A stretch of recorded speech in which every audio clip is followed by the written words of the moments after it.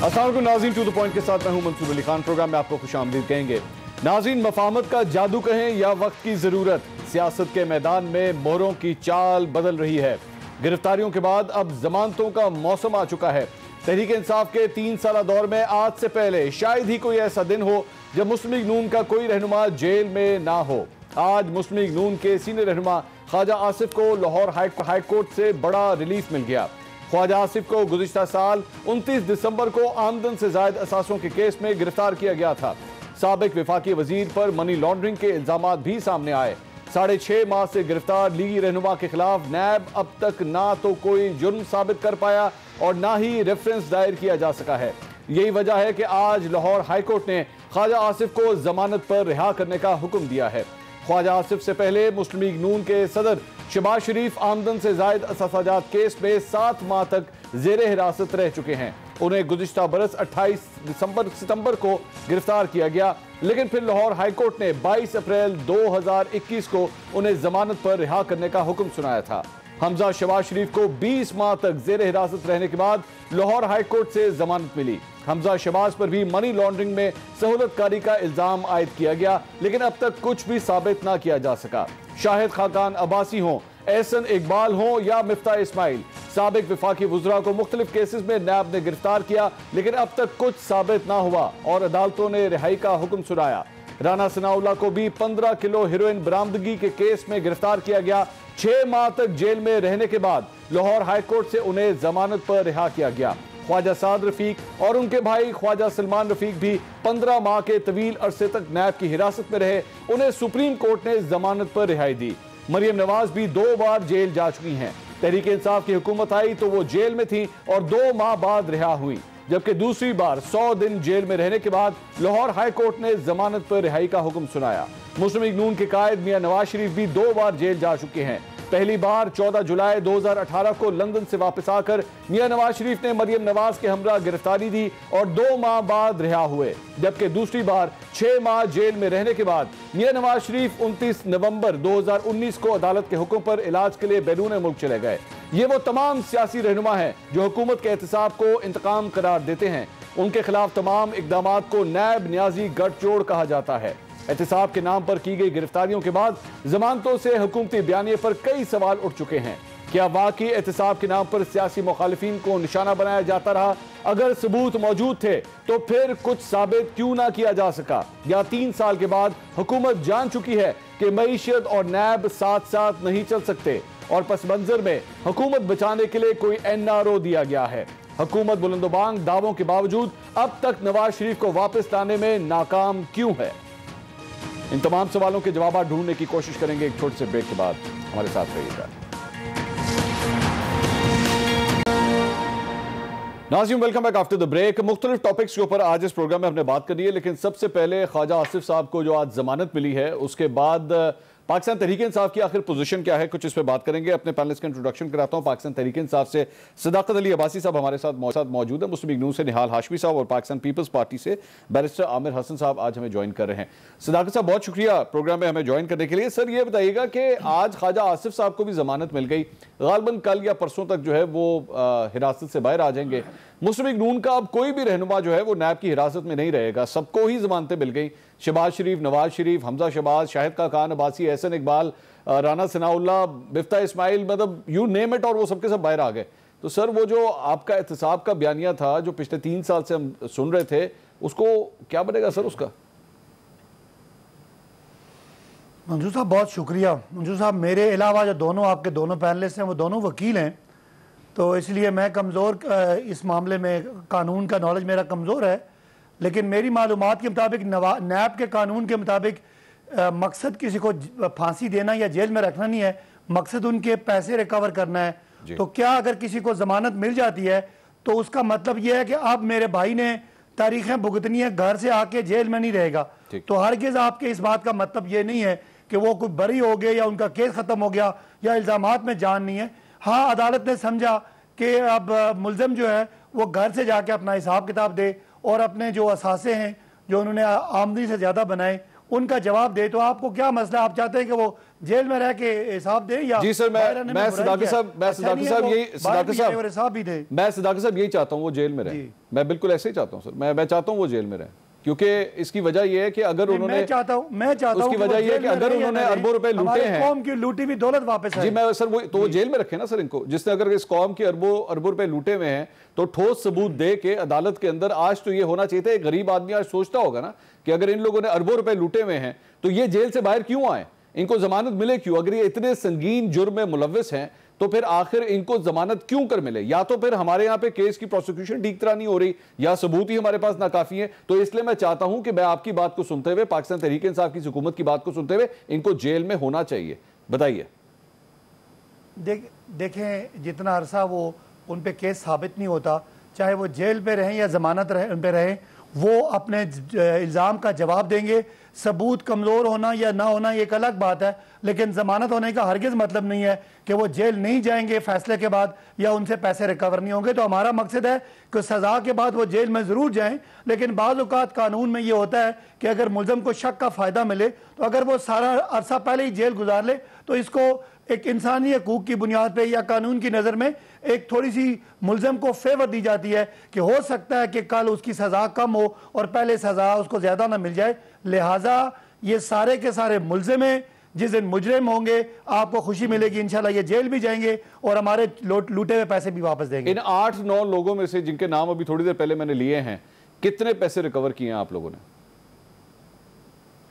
देखिए मंसूर, ये बदकिस्मती है, पाकिस्तान का अदालती निज़ाम भी, उसमें भी खामियां हैं, और जो नैब है वो भी बहुत एफिशिएंट इदारा नहीं है कि जो माजी में इतनी लूट मार हुई, पीपल्स पार्टी ने कहा नून ने लूटा, नून ने कहा जरदारी साहब ने लूटा, हमने कहा सब ने लूटा, लेकिन हम बहुत कम जगह पे ये साबित कर सके। लेकिन इसके बावजूद आपके शो में मैंने एक दफ़ा कहा था कि 480 अरब रुपए नैब रिकवर कर चुका है, और जो पिछले हमारे 3 साल में रिकवरी हुई है, चाहे वो नैब ने की हैं, चाहे वो प्ली बारगेन हुआ है, चाहे वो एंटी करप्शन ने किया है, वो पिछले 10 सालों के शायद 10 गुना के बराबर है। तो बहुत सारी रिकवरी हो रही है, लेकिन कानून में मुल्ज़मान को भी बहुत सारा रिलीफ है, और वो रिलीफ ज़ाहिर है शक की बुनियाद पे होता है। लिहाजा मैं और आप अब जब तक ये सिस्टम तब्दील ना हो, हम ये ख्वाहिश करेंगे कि ये चोर आएँ और तीसरे दिन ये जेल इनको सज़ा हो जाए, लेकिन बहरहाल वो प्रोविजन हैं और उनको जमानतें मिल जाती हैं, और बाद जमानतें लेके मुल्क से भी भाग जाते हैं और हम कुछ नहीं कर सकते। निहाल हाशमी साहब, ये आपने सदाकत साहब की गुफ्तगू सुनी सर, उनका कहने का मकसद ये कि जो शक की तलवार है ये आप लोगों पे लटकती रहेगी, आप लोगों को अपनी तारीखें भुगतनी पड़ेंगी। ऐसा नहीं है कि केसेस खत्म हो गए हैं, ये एक वक्ती तौर का रिलीफ है जो आप लोगों को मिला है। बिस्मिल्लाहिर्रहमानिर्रहीम। मंसूर, हर दौर में जो हक का शमा बुलंद करते हैं उनके साथ जाबिर हुक्मरान ऐसे ही सलूक करते हैं। वह तो इज़्ज़ो मंतोशा व तो ज़िल्लो मंतोशा, अल्लाह इज़्ज़त और ज़िल्लत देने वाला है। इन्होंने 3 साल पहले बड़ा दावा किया था, बहुत शोर उठाया था, मगर आपने अपने इंट्रो में भी जो बातें की मैं उससे इत्तफाक करता हूँ। एक सिर्फ इजाफा करता हूँ कि मंसूर साहब, ये इस बुनियाद पे इनको जमानत मिली है, गवर्नमेंट ने नहीं छोड़ा है, इसे पाकिस्तान के आइन ने छोड़ा है, कानून ने छोड़ा है, अदालतों ने छोड़ा है। और क्यों छोड़ा? आपने खुद कहा कि ख्वाजा आसिफ साहब 6.5 महीने तक जेल में रहे, उनके खिलाफ कोई रेफरेंस नहीं आया। नैब का कानून कहता है कि 90 दिन के अंदर अंदर ना सिर्फ रेफरेंस जमा की जाए बल्कि ट्रायल को कंप्लीट कर दिया जाए। 90 दिन के अंदर ट्रायल कंप्लीट हो जाना चाहिए। यहां तो उन्होंने 180 नहीं 190 दिन गुजार दिया, और उसके बाद भी इतनी नाहली, या तो नाहली है या फिर कोई सबूत नहीं है, इसलिए कि सिर्फ जेल में रखना इनका मंशा था। इनके पास कोई शवाहिद नहीं थे, कोई दस्तावेजात नहीं था, यह सिर्फ महज एक इल्जाम था। और अल्लाह ताला ने नवाज शरीफ, शहबाज शरीफ, मरियम नवाज, ख्वाजा बरादरान, ख्वाजा आसिफ साहब, एक एक मुस्लिम लीगों, वो एहसन इकबाल हो या शाहिद खाकान हो या मिफ्ता, एक एक को सुरखुरों का, सिर्फ ये नहीं जिन पे दीगर इल्जामात लगाया गया, किसी पे मंशियात का लगाया गया, किसी पे गद्दारी का लगाया गया। जब वो अदालत में जाते हैं चार्जशीट लेके, रेफरेंस लेके, तो कुछ भी नहीं होता है। यह साबित होता है कि ये सिर्फ इंतकाम किया गया और पाकिस्तान के इदारों को अपोजिशन के खिलाफ इस्तेमाल किया गया। और ये एक इतना बड़ा जुर्म है कि आप मिसयूज ऑफ पावर है मिसयूज ऑफ पावर है कि आपके खिलाफ कोई एविडेंस नहीं। अभी मैंने पिछले एक प्रोग्राम में सदाकत साहब से उन्होंने जब चोर कहा, तो मैं आज भी आपके तवज्जो से दरखास्त करूंगा कि वो सिर्फ मुझे एक FIR दिखा दे मोहम्मद नवाज शरीफ साहब, मरियम बीबी या शहबाज साहब के खिलाफ, जिसमें कोई कमीशन की बात हो, किक बैक की बात हो, करप्शन की बात हो। एक FIR दिखा दे, मैं सियासत छोड़ दूंगा। तो जनाब जब एक FIR नहीं है तो फिर कमीशन, चोरी, किकबैक कहां से आता है? या इसाक डार साहब के खिलाफ दिखा दे एक FIR। इसाक डार साहब पाकिस्तान के फाइनेंस मिनिस्टर थे और उनके खिलाफ ये इल्जामात था, ये रेफरेंस था, ये लेकिन निहाल साहब एक मिनट सर, एक मिनट। ये सर नैब के अंदर जो कार्रवाइयां चल रही हैं शरीफ खानदान के खिलाफ, उसमें एक अनएक्सप्लेन, आप ना दे दूं अगर मुझे मौका दें तो। सर मैं रोबोट नहीं सर, मैं भी एंकर हूं, मैं पूछ लेता हूं, बेफिक्र रहें। मैं निहाल साहब ये जो सारे रेफरेंसेस चल रहे हैं, इसमें अनएक्सप्लेन्ड सोर्सेज ऑफ इनकम है, जिसमें आप ये बता नहीं पा रहे कि ये पैसे आपके पास कहां से आए हैं। ये जो टीटीओं के इल्जामात हैं शहबाज शरीफ साहब के ऊपर और हमजा शहबाज के ऊपर, ये बेसिकली इसी बात की है कि ये पैसे आ कहां से रहे हैं आपके पास। तो जो शख्स अपने सोर्स ऑफ इनकम को डिक्लेयर नहीं कर सकेगा, बता नहीं सकेगा, तो सर वो चोरी के जुमरे में आएगा या किसी और चीज के जुमरे में आएगा? बहुत अच्छा सवाल किया आपने। मैं समझता हूं, मैं सदाकत भाई से कहूंगा एक और रेफरेंस मियां नवाज शरीफ साहब के खिलाफ फाइल करें, जिसमें उन्होंने 92 वर्ल्ड कप जीतने पे इमरान सारे प्लेयर्स को एक प्लॉट दिए थे, इमरान खान ने 2 प्लॉट मांग लिया था। तो उस पर भी एक रेफरेंस दायर किया जाए कि उस वक्त के वजीर आजम ने इमरान खान को फातेह टीम के कप्तान को 2 प्लॉट क्यों दिया, इस पे भी रेफरेंस फाइल करें कि जो प्लॉट दिए थे, चले आपने फाइल खोल ली है निहाल साहब, वो जो जनाब 50 करोड़ रुपया उन्होंने तामीर, निहाल साहब वो जो प्लॉट दिए थे सर, वो जो नवाज शरीफ सर एक minute let's stick to the plots. वो जो प्लॉट दिए थे वो अपनी प्रॉपर्टी में से दिए थे या हुकूमत पंजाब के जुमरे में दिए थे? अपने इख्तियार से भी देना जो है, अगर अपने इख्तियारात से आप तजावीज करते हैं तो वो भी जुर्म के जुमरे में आता है। अगर मिसयूज ऑफ पावर एक लफ्ज है इंग्लिश में, इख्तियारात से तजावीज करना। हाँ, अपने जेब से उन्होंने 50 करोड़ रुपया दिया था उसकी तामीरात के लिए हॉस्पिटल के, उसका जरूर होना चाहिए रेफरेंस फाइल, ठीक कि जनाब 1992 में नवाज शरीफ ने अपने जेब से 50 करोड़ रुपया कैसे दिया। अब जहां तक आपने कहा कि हम रसीद ना करें कि उसमें भी ना फंस जाए, इस तरह ना करें। और शहबाज साहब के और मरियम साहब के जो इनकम टैक्स रिटर्न है, हाँ। उसके अंदर बड़ा तफसील से, या हमजा शहबाज ने अपने तफसील से बता दिया है कि ये मेरे जायदाद है, ये उसके जराए हैं। इसके बाद अगर उसमें कोई 2 नंबरी पाई जाए तो फिर आप गिरफ्त कर सकते हैं। ठीक है, एसेट बिहाइंड मीन्स के बारे में उन्होंने सारा खुल करके बैरिस्टर साहब, ये सदाकत साहब ने शुरू में ये बात की कि जी मेरे इर्द गिर्द जो है वकला बैठे हैं, आप भी एक वकील हैं। ये तो हकीकत है कि जाहिर बात है केसेस तो अभी चल रहे हैं, बेशक उनको जमानतें मिली है लेकिन केसेस चल रहे हैं, लेकिन ये भी हकीकत है कि अब तक रिकवर कुछ नहीं हो सका। जी देखिए, मेरे ख्याल से नैब के कवानीन जो बनाए गए थे, पाकिस्तान पीपल्स पार्टी हमेशा से इनके खिलाफ रही है। देखिए, जो आइन है, मुल्क का कानून है, वो सुपर लॉ है, और ये जो स्पेशल लॉज बनाए जाते हैं इसमें मकसद हमेशा से ये रहा है कि विक्टिमाइजेशन हो पॉलिटिशियंस की। और ये पीटीआई का एहतसाब है, पीटीआई की मईशत है, पीटीआई की फॉरेन पॉलिसी है, पीटीआई की महंगाई के दावे हैं, या पीटीआई का कोई भी एक दावा, वीआईपी प्रोटोकॉल, सारे पीटीआई। सर वो आप लोगों के ऊपर इल्जाम लगाते हैं कि जी पैसे आते हैं आप लोगों के पास, सिंध हुकूमत के पास, और लॉन्चों के अंदर और कश्तियों के अंदर भर भर के जो है वो पाकिस्तान से बाहर चले जाते हैं। अयान एक्सप्रेस का भी कल उन्होंने नाम इमरान सीरीज का कोई मेरे ख्याल से सस्पेंस वाली स्टोरीज ही हैं, और ये सुनाते हैं इनकी ऐसे ही है। ये इमरान सीरीज कभी हम बचपन में पढ़ते थे, आजकल ये इमरान सीरीज जो सस्पेंस वाली स्टोरीज अब्बासी साहब जैसे लोग सुनाते हैं, उन्हीं की कहानियां हैं। ये मुल्क है, यहाँ से लॉन्चें भर भर के पैसे जा रहे हैं और कोई यहाँ पे आपके मौजूद नहीं है, दूसरे इदारे मौजूद नहीं हैं जो आपके कमरों तक बगिंग के लिए मौजूद हैं, और लांचे जा रही हैं भर भर के, और सारे सोए हुए हैं, मुल्क सारा सोया हुआ है। मेरे ख्याल से ऐसी स्टोरीज को तो मजाक से अलावा, लेकिन मैं आऊँ एहतसाब की तरफ। देखें, एहतसाब का निज़ाम जो है उसमें ठीक है, आज अब्बासी साहब ये जो मार खाने के बाद और सारा नाकाम होने के बाद, सबकी ज़मानतें होने के बाद जो कह रहे हैं कि मुल्क का कानून है और ये और वो है, आपके तो दावे थे 3 महीने के अंदर आपने सज़ा देनी है, चेयरमैन नैब, आपने नैब का वजीर बना दिया, वजारत बना दी, मुशावरतें शुरू हो गई, आपने शोर मचा दिया, पूरे मुल्क की इकॉनमी को नैब के हत्थे चढ़ा के आपने बेड़ा गर्क कर दिया। सुप्रीम कोर्ट कह रही थी कि नैब मुल्क का बेड़ा गर्क कर रहा है, कारोबार तबाह कर रहा है, आपने सुप्रीम कोर्ट की नहीं सुनी, किसी अदालत की नहीं सुनी। अच्छा, आज क्यों ये हो रहा है? अगर ये हो रहा है तो मैं फिर कहता हूँ जैसे मियाँ नवाज शरीफ का ट्रायल हुआ है कि वो घर से गए हैं, अदालत में हाजिर हुए हैं, और जब उन्हें डिक्लेयर हो गए कि वो मुजरिम हैं, फिर उन्हें अरेस्ट कर लिया गया। यही तरीकाकार सबसे रखें।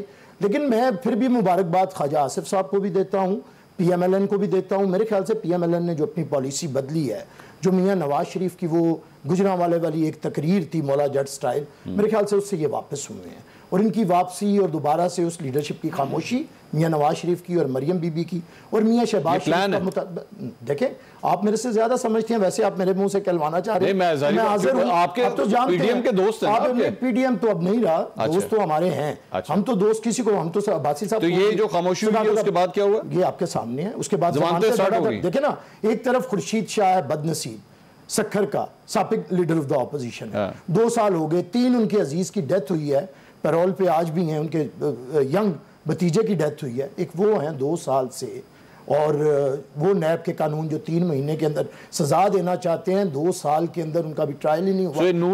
नून लीग के साथ जो कुछ भी हो रहा है, ये आप समझ रहे हैं कि ये कोई इंसाफ नहीं है, ये ढील हो रही है। जब मैं कॉलेज में था तो मियाँ साहब का एक लड़ाई चल रही थी, तो वो दीवारों पर नारे लिखते थे, उज़्मा और आलिया बहुत ख़राब हो गई हैं। तो मेरे ख्याल से जो इस्लामाबाद की उज़्मा है, उधर से कभी कभी कोई इनके बारे में खराबी आती है। लाहौर की आलिया इनके लिए बड़ी नजर करम रखती है, और लाहौर की आलिया जब तक है, इन्हें सत्ते खैरा हैं, ये पहले टिकट करवाते हैं, उसके बाद फिर जमानत अप्लाई करते हैं। तो मैं इसमें कोई ऐसी बात नहीं, अल्लाह ताला ऐसी बात नहीं, ये खुश नसीब है ना। अब देखे ना, हम बदनसीब जुए, हम जुल्फ़िकार अली भुट्टो वाले हैं, हम बेनज़ीर भुट्टो वाले हैं, हम आसिफ अली जरदारी वाले हैं, हम खुर्शीद शाह वाले हैं। हमारे साथ ऐसे ही होता है ना। ये सदाकत साहब, ये बैरिस्टर साहब ने तो कोई नया ही एंगल सुना दिया सर, ये तो मेरे ज़हन गुमान में भी नहीं था। अच्छा मंसूर, आपका बड़ा शो देखा जाता है, और आपने एक बात जाने दी बड़ी आराम के साथ कि जी ये जो असासे बनाना है ये तो कुछ नहीं है, ये तो कोई केस ही नहीं बनता, बड़े मियाँ साहब पे, छोटे मियाँ साहब पे एक धेले की कोई FIR नहीं है। हाँ, तो मेरे भाई पता नहीं जमीन क्यों नहीं फटी और आसमान को क्यों कुछ नहीं हुआ। इतना बड़ा सफेद झूठ आपके सामने बोल रहे हैं। मैं आपके नाजरीन को थोड़ी सी बात समझाता हूँ। इस बजट में मेरे हल्के में 7 अरब रुपए के काम हो रहे हैं। अगर एक खास मशहूर सियासी शख्सियत का मैं हवाला दूं तो मुझे 10% अगर कमीशन मिले तो मेरे भाई 70 करोड़ की कमीशन मिलेगी। ये ना करें, आप बात करने दे। 70 करोड़ की कमीशन मैं 2 घर लाहौर में ले लूं, 1 फ्लैट दुबई में ले लूं, 2 घर इस्लामाबाद में ले लूं और अपने नाम ले लूं, और जब 2 साल खत्म हो मेरी आमदनी, मेरे पास 10 करोड़ के असासे, मेरे असासे होने चाहिए 11 करोड़, लेकिन मेरे नाम पे घर निकल आते हैं, तो क्या वो चोरी नहीं है? यही कुछ हुआ है मेरे भाई। ये यहाँ पे कमिश्नर ले लेके लंदन में, दुबई में घर लेते रहे। अब शहबाज शरीफ साहब के लेटेस्ट जो उनकी आई है रिपोर्टें, 25 अरब रुपए के उनको मनी लॉन्ड्रिंग उन्होंने की है। वो किसके नाम है? मुश्ताक चीनी के नाम है, उनके चपरासी के नाम है, उनके ड्राइवर के नाम है। सर मेरा वही तो कहना है कि सदाकत साहब मेरी गल सुनो, लोगों को ना मुश्ताक चीनी से ज्यादा अब चीनी के लाले पड़ गए हैं। बात यह है, मुश्ताक चीनी को जाके कहें कि इसको प्रूफ भी तो करें ना, इसको खत्म करें, शहबाज शरीफ को अंदर करें इस बात के ऊपर। देखें मंसूर, जब ये पैसा साबित हो गया, शहबाज शरीफ मुजरिम साबित हो गया, उन्होंने अपने आप को साबित करना है कि ये पैसा कहां से आया। ये जो करप्शन करते हैं ना, जो मियां साहब करते रहे, वो रसीदें नहीं लेते रहे, वो चेकों में पैसे नहीं लेते रहे। इसी तरह लंदन फ्लैट में क्या हुआ था, उनके पास फ्लैट पकड़ा गया, बड़ा बेटा कहता है मेरे नहीं है, छोटा कहता है ये किराए पे है, बहन कहती है हमारी तो प्रॉपर्टी कोई नहीं है, बड़ा भाई मानता है अल्लाह अल्हम्दुलिल्लाह हमारे हैं। और जब पकड़े गए तो कहा पैसे कहां से आए, तो कैसे एक कतरी खात पकड़ा दिया। सीधे सीधे ये करप्शन है, सीधी सीधी चोरी है, सीधी सीधी मोटरवे की कमीशन है जो वहां से पकड़ी गई है। अब आप मुझे बताएं, एक आदमी सरकारी मुलाजिम तो है, सर उनकी जमानत के अंदर, सदाकत साहब उनकी जो जमानत थी, उसकी जमानत के अंदर वो जो ऑर्डर है उसमें क्यों लिखा गया है कि जनाब ये जो किकबैक्स और करप्शन के जो इल्जामात हैं वो अब तक नैब इसको साबित नहीं कर सकी, ये उनकी जमानत के अंदर लिखा हुआ है। मैं आपसे एक सवाल करूं, मियां साहब इस वक्त सजा याफ्ता हैं, उनको किस जुर्म में, कोई कत्ल की सजा मिली है? चोरी की सजा दी गई है, अदालत में साबित हुआ है कि उन्होंने करप्शन की है। मुझे बता दें, वो करप्शन के केस में मुजरिम हैं, यहां से भागे हुए, ये क्या कहते हैं कि जी 1 रुपए की करप्शन साबित कर दें, और क्या साबित करें? ठीक है, क्या अच्छा, अदालती निजाम ये जो सदाकत साहब कह रहे हैं ना, सदाकत साहब ने जो बात कही नाजरीन के, नवाज शरीफ साहब जो हैं वो भागे हुए हैं। मलिक साहबा ने आज इसके ऊपर बड़ी एक इंटरेस्टिंग बात की है, मैं इस पर जरा तफसील से गुफ्तगू करूंगा एक ब्रेक के बाद, हमारे साथ रहिएगा।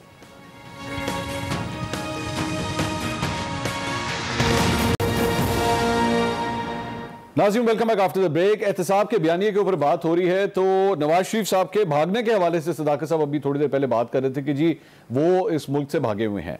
मरियम नवाज साहबा से आज मीडिया ने गुफ्तगू की और यही सवाल रखा कि जी नवाज शरीफ साहब वापस कब आएंगे।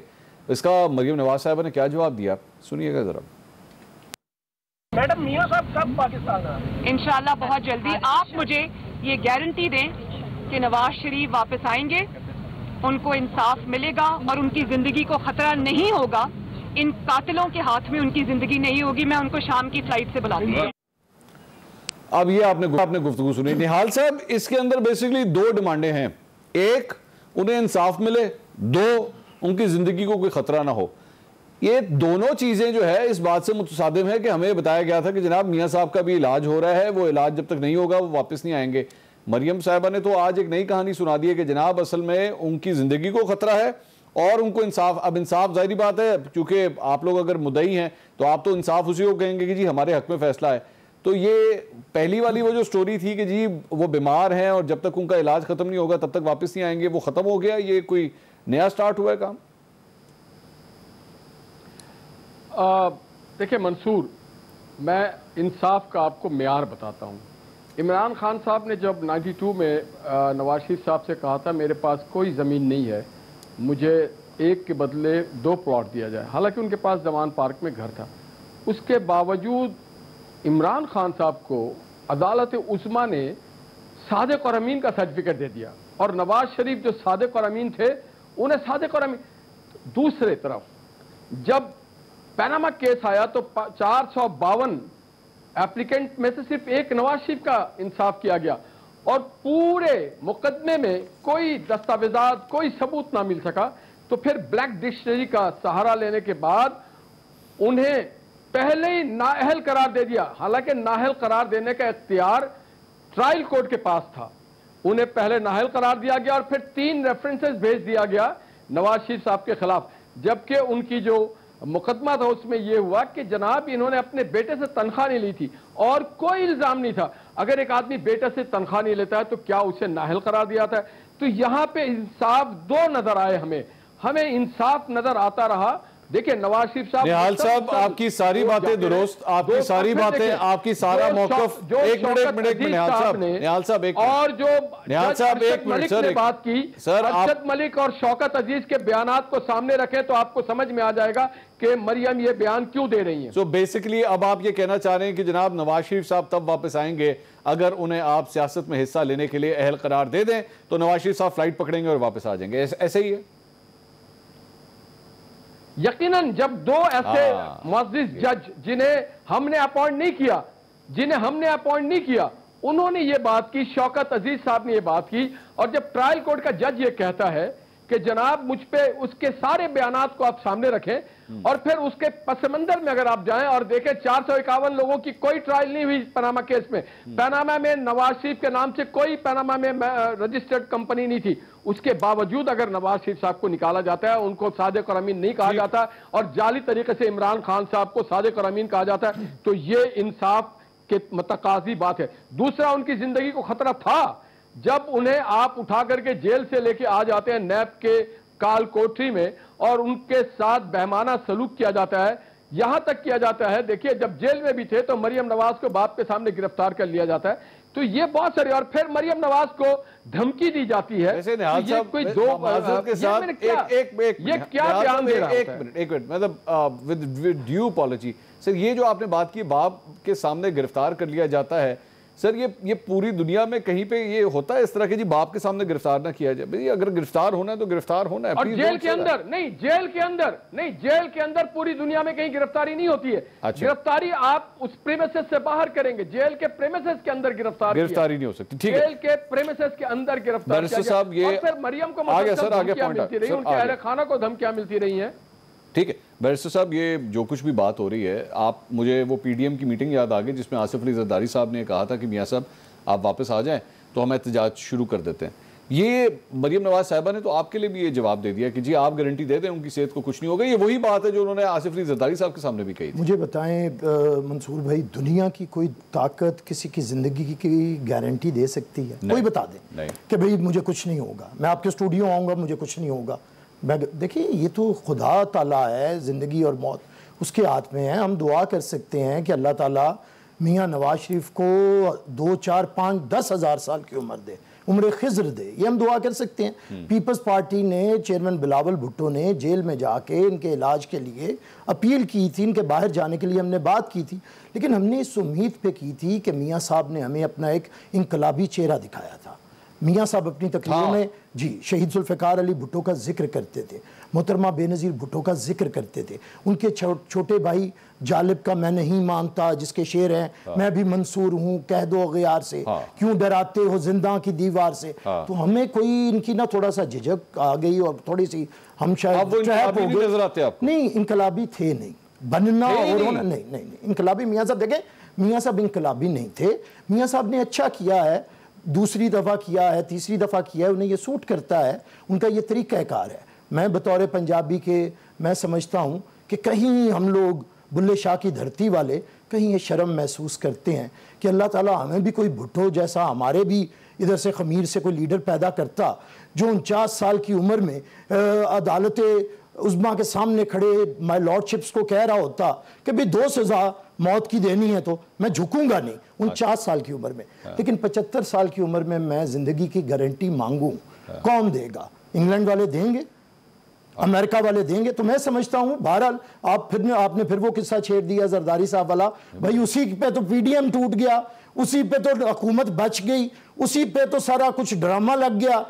इमरान खान की जो बचत हुई है वो जरदारी साहब ने जो एक मियाँ साहब की शान में गुस्ताखी कर दी कि मियाँ साहब वापस आ जाएं। हालांकि हमने कुछ शरारत में बात नहीं की, हमने महसूस किया कि मियाँ साहब का एक गुजरांवाले की तकरीर के बाद कि वो बड़ा इनकलाबी रोल अदा करना चाहते हैं, वो कहते हैं कि पाकिस्तान के अंदर जमहूरियत को मजबूत करना चाहते हैं। वो मरियम नवाज साहबा कहती हैं जी ये कातिल मार देंगे उन्हें, ये उन्होंने कहा है। देखिए कातिल तो बेनज़ीर ने तो बम धमाका देखा, यहाँ पे बेनज़ीर भुट्टो ने सारा कुछ देखा, यहाँ पे रहे जुल्फ़िकार अली भुट्टो ने देखा, हम देख रहे हैं। आसिफ अली जरदारी से ज्यादा बीमार तो नहीं है मियाँ साहब, लेकिन हम नहीं कहते, हम मुआजना भी नहीं करते, हम सिर्फ इतना समझते हैं हमसे गलती ये हुई थी उस इजलास में प्रेसिडेंट जफरी ने समझा था कि मियाँ साहब आएंगे, पंजाब बैटल फील्ड है, यहाँ पे आके क़यादत करेंगे। अगर मरियम बीबी के कहने पे हज़ारों लोग निकलते हैं तो मियाँ साहब तो मुसलमान 45 साल से लीडर हैं, वो आएंगे, लाखों लोग आएंगे, हम इंकलाब ले आएंगे। हमें क्या ज़रूरत है इस्तीफे देने की, हमें क्या ज़रूरत है जेलों में जाने की? मियाँ साहब का आना ही पड़ा था। मियाँ साहब यहाँ से निकलते, इंकलाब की क़यादत करते और हम इमरान खान को घर भेज देते, ये एक सिलेक्टेड हुक्मरान को। लेकिन हमें नहीं पता था कि मियाँ साहब और PMLN के हमारे दोस्त इस बात की इनकी छेड़ है कि वापस आ जाए। इसलिए हम उस दिन से अब इन्हें नहीं कहते वापस आ जाए, हम कहते हैं उधर ही रहें, अल्लाह ताला आपको और जिंदगी दे, उधर ही रहे। अच्छा वैसे सदाकत साहब यहाँ पे जरा एक सर बात तो बताइएगा कि हमें तो इमरान खान साहब ने भी बताया था पिछले साल के एंड के ऊपर, और उन्होंने अपनी तकरीरों के अंदर भी कहा कि बस मैंने इस पे कार्रवाई कर ली है, मैं बोरिस जॉनसन से खुद बात करूंगा। फवाद चौधरी साहब ने तो महीने और डेटें भी दे दी थी कि जनाब इतनी देर तक मियाँ साहब वापस आ जाएंगे। तो सर हुकूमत भी नाकाम हो गई है, आप लोगों ने गिव अप कर दिया है कि मियाँ साहब की वापसी नहीं हो सकती अब? अच्छा मंसूर, पिछले जो ब्रेक से पहले बात हुई थी कि मियाँ साहब सादिक और अमीन हैं, आप अपने दिल पे हाथ रख के बताएं कि जब मियाँ साहब गए थे तो ये सारे नून लीग वाले कहे थे, वो भी कहते को बीमार है इलाज करने जा रहे हैं, ऐसे ही कहा था इन्होंने। आज वो कह रहे हैं कि नहीं, वो इसलिए नहीं गए, उनकी जान को खतरा है कि उनको यहाँ मार देंगे और उनको नाइंसाफी होगी। तो ये सीधा सीधा मियाँ साहब झूठे तो साबित हो ही गए ना। अदालतों ने क्या कहा? अदालतों ने तो बहुत कुछ देखा होगा। आप और मेरे जैसा एक आम आदमी भी मियाँ नवाज शरीफ को झूठा और मक्कार समझता है, इसलिए कि पूरी कौम के साथ वो ड्रामा करके वो लेटर रहे कि जी मेरे प्लेटलेट्स गए इतने गए साहब एक बात को बाद वहां जाके डॉक्टर एक आम शहरी होने के नाते एक बात को एक मेरी बात सुन ले सिर्फ, मैं इसी आप बोलिएगा सिर्फ मेरी बात का सिर्फ एक सुन लीजिए। यकीन कीजिए कि एक आम शहरी होने के नाते, एक आम पाकिस्तानी होने के नाते जिसका किसी सियासी जमात से कोई ताल्लुक नहीं है, मैं यकीन कीजिए चाहता हूं कि पाकिस्तान के अंदर ना एक जुडिशल कमीशन बनना चाहिए और उसको तहकीकात करनी चाहिए इस मामले की कि मियां साहब बाहर किस तरह चले गए, किसने उनको जाने दिया, किसने उनको इजाजत दी, कौन इसके पीछे था और किसने एक शख्स जो जेल के अंदर कैद था उसके लिए फैसिलिटेशन का काम किया गया कि उसको जहाज में बिठा के बाहर जाने दिया गया। इसकी पूरी तहकीकात होनी चाहिए क्योंकि पाकिस्तान की, याद रखिएगा, पाकिस्तान की तारीख इस बात को कभी माफ नहीं करेगी, ये ज़हन में रखिएगा मेरी बात। अच्छा मंसूर, मैं आपकी बात को सपोर्ट कर देता हूं कि आपने सवाल उठाया पाकिस्तान के इदारों पे कि जिन इदारों ने उनको टेस्ट करके बीमार डिक्लेयर करके बाहर भेजा, जाहिर है उन पे सवाल उठता है। मैं एक शख्स पे बात कर रहा हूं, जो शख्स यहां से जाता है और जाके हमें कहता है, पहले ये कहते रहे कि मियां साहब चूंकि डॉक्टर्स अवेलेबल नहीं है, वहां पे कोविड है और बड़े जो सीरियस बीमारियां उनकी ट्रीटमेंट हो रही है, मियां साहब का इलाज नहीं हो, अब तो कोविड भी खत्म हो गया। तो ये बात कौम के सामने है कि मियां नवाज शरीफ एक झूठे आदमी हैं जिन्होंने इस पूरी कौम के साथ झूठ बोला है। इदारों की नाकामी, हमारी नाकामी, हमारा तर्स खाना, हमारा गलती करना एक जगह पे है, लेकिन एक आदमी जो 3 दफा वजीर आजम रहा मुल्क में, वो कौम के सामने ही स्टैंड्स एक्सपोज्ड कि वो झूठे हैं और वो आज मरियम साहबा के बयान ने ये साबित कर दिया कि वो झूठे हैं। रही बात इमरान खान के मामलात को नवाज शरीफ के मामलात के साथ मिलाना, तो नवाज शरीफ को सुप्रीम कोर्ट ने सजा दी, मैं जनाब पूछिए वापस कदों ले आना है, हाई कोर्ट ने सजा दी। हाँ सुने ठीक है, मैं समझता हूं कि इसके लिए जो तरीका हो सकता है, हमने बड़ी गलती की, हमने तरस खाया, इन्होंने टसवे बहाए, निहाल हाशमी साहब की आंखों में भी आंसू आए, मंसूर की आंखों में भी आंसू आए, मेरी आंखों में भी आए, यकीन कीजिए मेरी आंखों में कोई आंसू नहीं आए। जो बंदा झूठ बोल रहा था, एक मिनट सर, मेरी आंखों में कभी कोई आंसू नहीं आए। मेरे पूरे प्रोग्राम आप उठा के देख लीजिए, जितनी देर वो अस्पताल में थे, जितनी देर वो बीमार थे, मंसूर अली खान जो है यहां पर बैठना छोड़ देगा अगर मैंने कभी किसी एक प्रोग्राम में कभी कहा हो कि जी मियां साहब को बाहर जाने दें, या जनाब ये देखेंगे प्लेटलेट्स कम हो गए। अच्छा, और देखें जी उनकी हालत क्या, मजाल है कभी एक दफा कभी कहा, जो उनका प्लेटलेट सुन लेना, वो जो प्लेटलेट काउंट आ रहे थे ना सुबह दोपहर शाम, वो आप भी चला रहे थे, आपका टीवी पे चला था, बाकी जनाब वो हमारी उसको रिपोर्टिंग के साथ ना मिक्स करें, उसको रिपोर्टिंग के साथ ना मिक्स करें, वो हमारा काम है रिपोर्ट करना। वो प्लेटलेट्स रिपोर्ट आपकी अपनी हुकूमत पंजाब रिलीज कर रही थी, कोई और नहीं कर रहा था। अब या तो कह रहे हैं हुकूमत पंजाब झूठ बोल रही थी। मंसूर, मैं तो अपनी गलती मान रहा हूं ना, वो पूरे कौम को चुना सानू दे विच लेके आओ ना, जनाब ताड़ियां गलतियां ने, अपनी गलतियां आप संभालो, साडे नु विच लेके आओ यार। मैं कहता हूं हम लोग इस मामले में नाकाम साबित हुए। क्या इस मामले में मुजरम होने के साथ साथ झूठे साबित हुए कि नहीं हुए? आप भी सर सिर्फ वो झूठे साबित नहीं हुए ना, हमने उन पे तरस खाया, हमने कहा बुजुर्ग आदमी है, खुदा ना खास्ता उनकी अगर यहाँ जान चली गई तो ये निहाल हाशमी वगैरह अगली पूरी जिंदगी वो हमारे लिए एक सियासी मसला खड़ा करेंगे। मेरा ख्याल है ये सिर्फ हमदर्दी थी, लेकिन हमारी हमदर्दी के बदले में उन्होंने बार बार वो साबित करते हैं कि वो झूठे हैं, वो बेईमान हैं। ठीक है, चले नाज़रीन, मैं एक ब्रेक के बाद बैरून मुल्क मुकीम नवाज शरीफ साहब के हवाले से तो काफ़ी बात हुई, कुछ बैरून मुल्क मुकीम पाकिस्तानियों के हवाले से भी बात करते हैं, उनके वोट के राइट के हवाले से भी। ये जो सियासी जमातें मुख्तलिफ पोजीशन लिए हुए बैठी हैं, आज उनकी जानिब से एहतजाज किया गया है इस्लामाबाद के अंदर, कुछ उस पर बात करते हैं ब्रेक के बाद। हमारे साथ रहिएगा। नाज़रीन, welcome back after the break. बैरून मुल्क मुकीम नवाज शरीफ साहब के हवाले से बात हो रही थी ब्रेक से पहले। अब जरा कुछ बात करते हैं बैरून मुल्क मुकीम पाकिस्तानियों के हवाले से जिन्होंने अपने वोट के हक के लिए आज इस्लामाबाद में एक एहतजाज किया। शहबाज गिल साहब पाकिस्तान तहरीक इंसाफ के रहनुमा वहां पर पहुंचे और वहां पर मीडिया से उन्होंने गुफ्तगू करते हुए बैरून मुल्क मुकीम पाकिस्तानियों के वोट के हक के लिए आवाज बुलंद की। उन्होंने क्या कहा, सुनिएगा जरा। मैं कद में छोटा हूं ओवरसीज पाकिस्तानियों के मुकाबले में, लेकिन मुझे पूरी उम्मीद है कि वो मेरे पीछे खड़े होंगे इस बात पे। आप ना तो हमारी तौहीन करें ये कह के कि हमें सियासत नहीं आती। अगर आपने ये दोबारा बयान दिया, मैं हारूं या जीतूं, मैं तुम्हारे घर में आके तुम्हारे खिलाफ इलेक्शन लड़ूंगा। मैं तुम्हें आज बता रहा हूं, दोबारा ओवरसीज पाकिस्तानी के बारे में आपने ये बात नहीं करनी कि ओवरसीज पाकिस्तानी को यहां के मसाइल, सियासी मसाइल का नहीं पता। ये नाज़रीन आपने शहबाज गिल साहब की बात सुनी।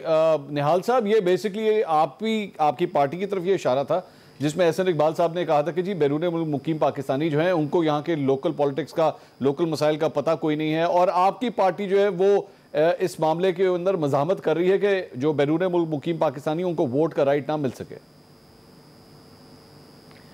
बहुत एहतराम है, बहुत इज्जत है बैरून मुल्क पाकिस्तानियों के लिए, उनके एक्सपर्टीज के लिए, सारी चीज़ है। कराची में से आज लोग एहतजाज कर रहे हैं, उनके मकान मिसमार किए जा रहे हैं, बिजली नहीं है, पानी नहीं है, गैस नहीं है, रोजगार नहीं है। बलूचिस्तान में भी लोग मिसिंग के लिए एहतजाज कर रहे हैं, हर जगह एहतजाज हो रहा है, लाहौर में भी लोग एहतजाज कर रहे हैं, पेशावर में भी कर रहे हैं। मगर इसको अगर शहबाज गिल साहब इन सारे जगहों पर जाते और उनके मसाइल की बात करते तो मैं समझता कि वो हक बजानिब है, क्योंकि अब वो खुद भी पहले किसी जमाने में ओवरसीज पाकिस्तानी थे और सिर्फ इख्तिदार के खातिर यहां पे आ गए, और जब हुकूमत खत्म होगा वो वापस चले जाएंगे। हमारे पड़ोस हिंदुस्तान में ओवरसीज इंडियंस को वोट का हक नहीं है, और ये बात एहसन इकबाल साहब ने बिल्कुल हक बजानी बात की है कि देखिए कोई शख्स ब्राजील में बैठा हुआ है या अर्जेंटीना में बैठा हुआ है या अमेरिका में बैठा हुआ है, वो अदराक जैसे हमें नहीं है वहां के बारे में अदराक, वहां के भी लोगों को अदराक नहीं होगा। हम वेलकम करते हैं उनको कि वो आए अपने एक्सपर्टीज के साथ इस मुल्क में रिहायशी अख्तियार करें, इस मुल्क में रहें, एटलीस्ट 6-6 महीना तो रहें, फिर जरूर ये देखा जाएगा कि इससे क्या हमें फवायद है और क्या हमें नुकसानात है। ये नारों की बुनियाद पे नहीं हो सकता, इसके लिए सहल हासिल गुफ्तगू होगी, बहुत सारे मीटिंग्स होंगे, पार्लियामेंटेरियन बैठेंगे, सियासी जमातें बैठेंगी, उसके बाद देखा जाएगा कि ये असल में इनकी गवर्नमेंट की जो नीयत है, जिस तरह से उन्होंने इलेक्ट्रॉनिक वोटिंग मशीन एक धांधली का जरिया बनाई, इसी तरह से ये इस्तेमाल करना चाहते हैं अपने धांधली के लिए ओवरसीज पाकिस्तानी को, कि वहां पे पाकिस्तानी इदारों को, पाकिस्तानी एम्बेसी को बताया जाए कि आप वहां से एक बड़ी तादाद में जाली वोट बनाएं और यहां पे आके उसके ऊपर अंतरअंदाज होने की कोशिश करें। क्योंकि इस बात के हम शवाहिद है, 2018 में इस बात की शवाहिद है कि जाली वोट का इस्तेमाल, और डस्का में भी इस बात का शवाहिद मिल चुका है कि जाली इस्तेमाल करते हैं पीटीआर मौजूदा हुकूमत। बैरिस्टर साहब, पाकिस्तान पीपल्स पार्टी का क्या मौक़िफ़ है इस सिलसिले में? देखिए, हम ओवरसीज का जो भी सियासी हकूक है, हर एक के सियासी हक के लिए पीपल्स पार्टी कहती है हमेशा से, और ओवरसीज को आज भी वोट का हक है। हम तो उनसे बढ़ के उन्हें कहते हैं कि उन्हें आप सीट्स दें सेनेट के अंदर, नेशनल असेंबली के अंदर, लेकिन जो तरीक़ाकार है, एक पार्लियामेंट है, वहाँ पे कलेक्टिव विजडम के साथ आगे बढ़े। मेरे ख्याल से हर ये हुकूमत और ये जो अभी आपने तर्जुमान दिखाएं, ये बहुत से जुल्फ़ी बुखारी हैं और गिल हैं, ये तो आए हुए हैं नौकरी पे, ये उनके आगे लग के लीडरी ना चमकाएं, अपनी नौकरी करें, पैसे लें, काम करें। ओवरसीज़ का जो इशू है उसे एड्रेस उसी तरह करना पड़ेगा। उन्हें वोट का हक है, हम उन्हें सीट्स देने के हक में है, लेकिन ये तरीक़ाकार नहीं है कि अगर आप उधर वोटिंग होगी तो जो कैदियों के वोटों के साथ होता है, जो पोस्टल वोटों के साथ होता है पाकिस्तान में धांधली, वो आपके सामने एक मजीद धांधली का 1-1.5 करोड़ वोट का इस हुकूमत के हाथ में दे दें। ये हरबे हम सब जानते हैं। पहले कभी कहते थे फरिश्ते, ये तो मैं टर्म ही नहीं मानता कि फरिश्ते नहीं वोट डालते, शैतान वोट डालते हैं। तो ये हमेशा से ये जो शैतानियाँ पाकिस्तान के निज़ाम के अंदर है, ये एक और शैतानी उसके अंदर एंट्री करना चाहते हैं कि कोई ऐसे वोट हों जिसे कंट्रोल किया जाए सफारत खानों के ज़रिए, जिसे पाकिस्तान पीपल्स पार्टी समझती है कि पाकिस्तान के लोगों को जो ताकत का सरचश्मा है अवाम, उनके वोट का इस तरह ना करें खुदा के लिए। और आज तो पहुँच गए ये मामले खसूसी साहब, इनके एहतजाज तो सरकारी मुलाजमीन कर रहे थे बजट के वक्त, जिनकी आप तनख्वाहों में इजाफा नहीं करते हैं, उधर तो कोई वजीर नहीं पहुँचता। जो लोग हर घर में कोई ना कोई मुलाजिम मौजूद है, लोग महंगाई से सताए हुए हैं, आपको ओवरसीज की मोहब्बत बड़ी जाग गई। ये जो पाकिस्तानी है, जिनके लिए कोई जाए पना पाकिस्तान के अलावा नहीं है, उनके लिए कौन सा वजीर, किसका ज़मीर जाए? सदाकत साहब, ये सर सारे एतराज़ात आपने ऑपोजिशन के सुने, इनको एड्रेस किस तरह किया जाएगा? और सर जब तक आप इनको ऑन बोर्ड नहीं लेंगे तो इस पर लेजिस्लेशन किस तरह आगे बढ़ेगी? सर मंसूर, पहली बात यह कि जुल्फ़ी बुखारी और शहबाज गिल को सामने रख के आप 90 लाख पाकिस्तानी जो बाहर हमारे लिए 31 अरब डॉलर सालाना भेज के आपके मईशत को बचाते हैं, उनकी तौहीन नहीं कर सकते। सारे वहाँ पे पुरतायुश घरों में नहीं रहते। अक्सर हमारे ड्राइवर, छोटे छोटे मुलाजिम, मैकेनिक्स जो है वो बाहर नौकरी करने जाते हैं ताकि आप बाहर अपने बाल बच्चों का पेट भी पालें। और पाकिस्तान की जो ज़रा मेहरबानी करें ना, आपकी मैं बात पे नहीं बोला, जो यहाँ की मईशत को चलाते हैं, जो लूट मार नवाज शरीफ करके गए, नवाज शरीफ लूट मार करके गए। मंसूर, इनको चुप कराएं, मंसूर चुप कराएं। लूट मार नवाज शरीफ करके गए, और पाकिस्तान की मईशत में एक्सपोर्ट 24 अरब डॉलर है, और 31 अरब डॉलर जो भेजते हैं वो आपके लिए नालायक हैं और निकम्मे हैं और आप उनके खिलाफ तौहीन आमेज बातें कर रहे हैं। मेरा ख्याल है वो जवाब देंगे। हम बिल्कुल पूरी तरह चाहते हैं, हाँ उनकी वोट के तस्दीक का कोई अगर इनका एतराज़ है बिल्कुल एड्रेस होना चाहिए। अगर वोट मिसयूज होता है नहीं होना चाहिए, लेकिन ये इनकी ये बात के लिए उन 90 लाख लोगों की तौहीन करते हैं। उन 90 लाख में नवाज शरीफ भी हैं, उन 90 लाख में हसन हुसैन भी हैं, उसमें वो बागा वो सलमान शहबाज भी है, इसहाक डार भी है, उन सब की तो नहीं, उन्होंने तो कभी खान साहब के बच्चे पाकिस्तानी शहरी नहीं है, खान साहब के पाकिस्तानी शहरी नहीं है, वो पाकिस्तान का लूटा नहीं है, नवाज शरीफ यहाँ से लूट के गए। कमाल बात कर दी आपने, वो अपनी वालदा के साथ है, उनके बच्चों को वोट देने के हक से महरूम कर दिया। मजाक है, वो पाकिस्तानी नहीं है, मजाक है, ये तो बैरून मुल्क पाकिस्तानी सुन रहे हैं। और ये 90 लाख वोट, ये 90 लाख वोट मैं सवाल करता हूं जो बाहर बैरून मुल्क जो चैप्टर है मुस्लिम लीग नून के, पीपल्स पार्टी के, को वो आवाज उठाएं। ये आपके वोट का राइट को अगर ये पार्टियां चैलेंज कर रही हैं। निहाल हाशमी साहब, बैरिस्टर आमिर हसन साहब, नाज़रीन प्रोग्राम से अब तक के लिए इतना ही। अगले हफ्ते आपसे दोबारा मुलाकात होगी। एक ब्रेक लेंगे, ब्रेक के बाद आप देख सकेंगे एक्सप्रेस हेडलाइंस। देखते रहिए एक्सप्रेस न्यूज।